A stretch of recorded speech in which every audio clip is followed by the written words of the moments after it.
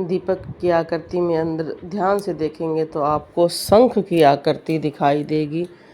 शंख को हमारे हिंदू धर्म में सबसे पवित्र माना जाता है और कहा जाता है कि अच्छे काम हो चाहे बुरे हो, चाहे युद्ध करना हो, चाहे हमें कोई अच्छा कार्य करना हो, तो शंख बजाकर शुरुआत करनी चाहिए।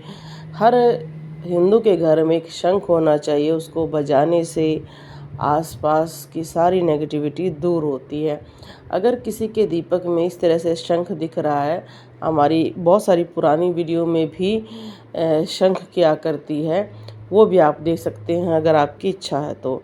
बहुत सारे व्यक्ति पूछते हैं कि शंख अगर दीपक में बने तो क्या होता है, शुभता आती है। जी, हर एक घर में शुभता की कमी होती है। सबको शुभता चाहिए, हेल्थ चाहिए अच्छी, पैसा चाहिए, तो शंख इसी चीज़ का सूचक या प्रतीक कह सकते हैं। इसलिए आप सभी जानते हैं कि हर कोई घर में शंख रखना पसंद करता है और प्रभु के हर अवतार के हाथ में शंख रहा है। और सभी जानते हैं कि राम जी के जो भाई थे शत्रुघ्न, उनको शंख जी का, जो उनका प्रिय शंख थे, उनका अवतार माना गया है। इसलिए ये आकृति बहुत शुभ है। आप देख ही सकते हैं, जैसे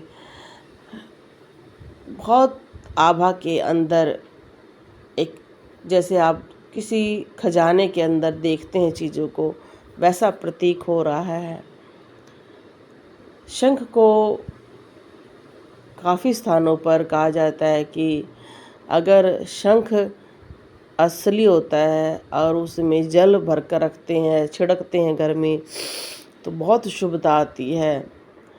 अगर उसमें चावल रखते हैं तो माता लक्ष्मी का वास रहता है। ऐसे ही दीपक हमें हमारे आने वाली शुभताओं के बारे में बताता है कि आपके घर में कुछ अच्छा होगा, जो आपके आगामी जीवन में आपको बहुत ज़्यादा अच्छा प्रभाव देगा।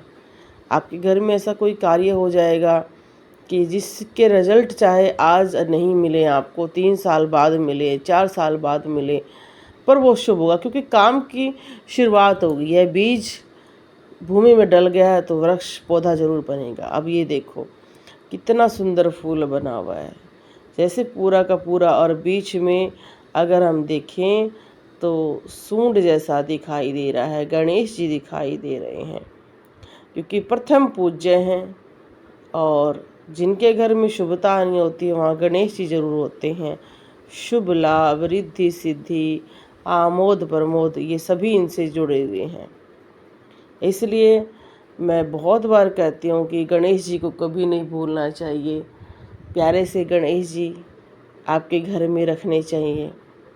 बच्चों के रूम में भी एक बहुत प्यारे से गणेश जी होने चाहिए। और उनके बारे में भी, जैसे बहुत सारे माता पिताओं को अपने बच्चों के पास बैठकर उन्हें कहानी सुनानी चाहिए, तो गणेश जी बहुत ही उत्तम उदाहरण है माता पिता को प्रेम करने के रूप में, खासकर माँ को। जो माताएं ये चाहती हैं कि मेरा पुत्र बुद्धिमान हो, बहादुर हो, तो उन्हें गणेश जी की पूजा करनी चाहिए। उससे उन्हें बहुत ही उत्तम संतान की प्राप्ति होती है। जो व्यक्ति प्रतिदिन गणेश जी को सिर्फ याद कर लेता है, तो कहते हैं कि वो कभी किसी का बुरा नहीं कर पाता है।